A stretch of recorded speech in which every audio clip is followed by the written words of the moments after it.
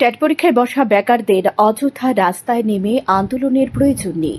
আন্দোলন করলে বেশি চাকরি হবে এমন কোনো কথা নেই, কারণ বর্তমান সরকার এমনিতেই বেকার বান্ধব। সরকার নির্দিষ্ট পদ্ধতি মেনে স্বচ্ছভাবে চাকরি প্রক্রিয়া সম্পন্ন করছে। স্বচ্ছতার মাধ্যমে নিয়োগ প্রক্রিয়া সম্পন্ন হবে। বুধবার নজরুল কলাক্ষেত্রে গ্রাজুয়েট এবং আন্ডার গ্রাজুয়েট চাকরির অফার তুলে দিয়ে মুখ্যমন্ত্রী ডাক্তার মানিক সাহা এই কথা বলেন। বুধবার রাজধানী নজরুল কলাক্ষেত্রে এক অনুষ্ঠানের মধ্য দিয়ে শিক্ষা দপ্তরের অধীন 228 জনের হাতে নিয়োগপত্র তুলে দেওয়া হয়। এর মধ্যে 66 জন আন্ডার গ্রাজুয়েট টিচার এবং 162 জন গ্রাজুয়েট টিচার।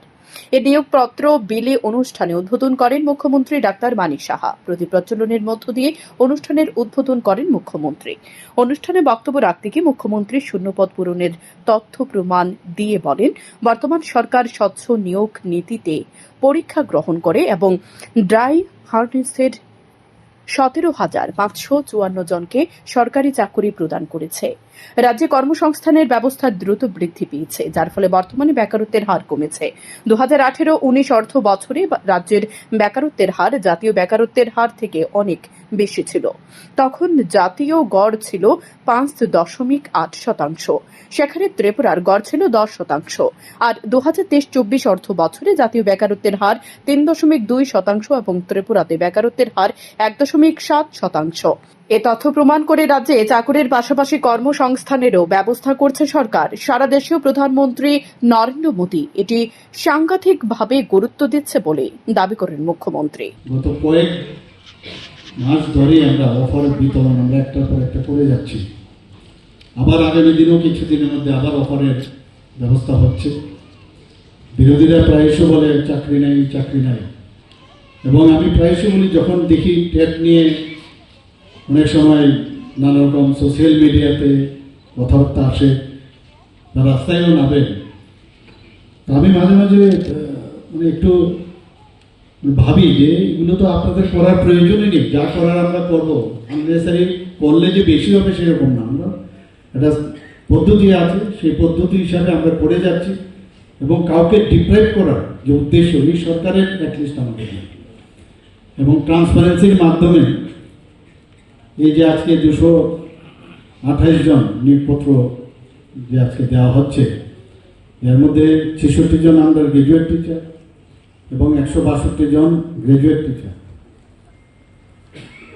এখানে যারা এই পরীক্ষা নিয়েছেন, আমাদের সরকারের কেউ একজনও ওনারা বলতে পারবেন না যে ওনাদের কাছে অ্যাপ্রোচ করে যে আমার এই ক্যান্ডিডেট আছে, ওনাকে পাস করাতে হবে, কোনো সুবিধে নেই। একদম পুরো ক্লিয়ার কাট ইনস্ট্রাকশন আছে যে স্বচ্ছতার সাথে পরীক্ষা হবে। তো সেই কাজটা কিন্তু ওনাদের অনেক পরিশ্রম লেগেছে, সেই পরিশ্রম ওনাদেরকে আমি ধন্যবাদ দেব যে ওনারা এই পরীক্ষাটা সম্পাদিত করেছে।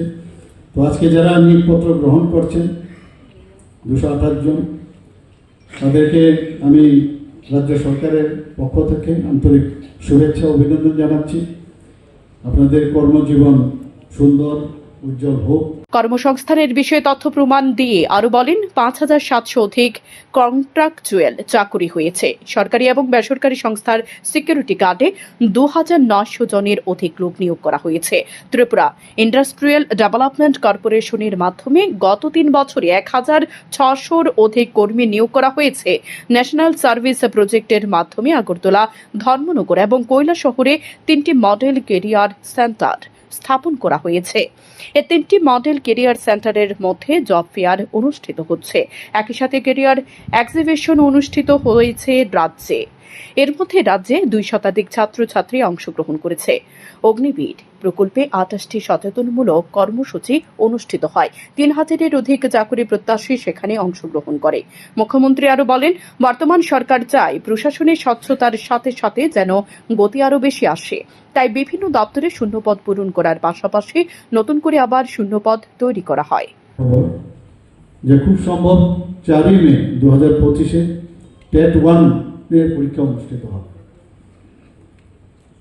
আমরা এই সরকার আমরা চাই যে প্রশাসনের স্বচ্ছতার সাথে সাথে গতি যেন আরো বেশি করে আসে, এবং বিভিন্ন দপ্তরে, শুধু এডুকেশন ডিপার্টমেন্টে না, নতুন নতুন পদও আমরা সৃষ্টি করছি।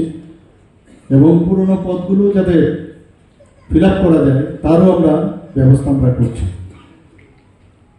আমাদের সরকার আসার পর আমরা স্বচ্ছ নিয়োগ নীতির উপর জোর দেওয়ার ফলে এখন পর্যন্ত মানে মার্চের 2025 পর্যন্ত ডাইন হার্নেস সহ মোট 17,554 জনকে সরকারি চাকরি প্রদান করা হয়েছে। গত 26 এপ্রিল রবীন্দ্র ভবনে আমি এই ডাইন ইন হার্নেসের যে সংখ্যাটা আমি বলিনি, যে কারণে একটা পত্রিকার মধ্যে এই বিষয়ে ওনারা জানতে চেয়েছিলেন যে কী করে উনি সংখ্যাটা মানে আগে একরকম বলেছেন এখন আরেক রকম বলছেন। তো সেই সংখ্যাটা আমি বলছিলাম এই কারণে, পরীক্ষার মাধ্যমে যারা যারা মানে নিয়োগপত্র পেয়েছেন সেই সংখ্যাটা বলেছি, কিন্তু ডাইন হার্নেস যখন আমরা যুক্ত করেছি, যেহেতু এটা তো পরীক্ষা দিয়ে হয় না, সেটা নিয়ে আমাদের প্রায় 17,554 জন এই মার্চ পর্যন্ত। অনুষ্ঠান শেষে মুখ্যমন্ত্রী চাকুরি প্রাপ্যদের হাতে অফার তুলে দেন। অনুষ্ঠানে ত্রিপুরা বিধানসভার মুখ্য সচেতক কল্যাণী রায় সহ শিক্ষা দপ্তরের আধিকারিকরা উপস্থিত ছিলেন। শান্তন টিভি।